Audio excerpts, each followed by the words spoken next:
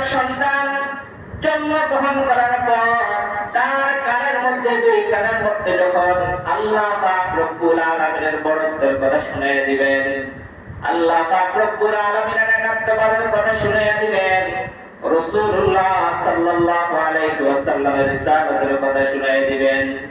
আল্লাহু আকবার, আল্লাহু আকবার।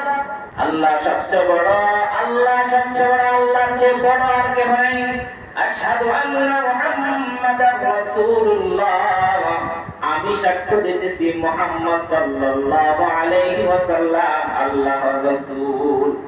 ওই নবজাতক একটা ফুলের কলিকে যখন আপনি আল্লাহর একাত্মবাদের কথা, রাসূলুল্লাহ সাল্লাল্লাহু আলাইহি ওয়াসাল্লামের রিসালাতের কথা তার দিমাগের মধ্যে আপনি পৌঁছায় দিবেন, ওই সন্তান আল্লাহ পাক রব্বুল আলামিনের একাত্মবাদ এবং রাসূলুল্লাহ সাল্লাল্লাহু আলাইহি ওয়াসাল্লামের রিসালাতের উপর বিশ্বাসী হয়ে সে বড় হইতে থাকবে।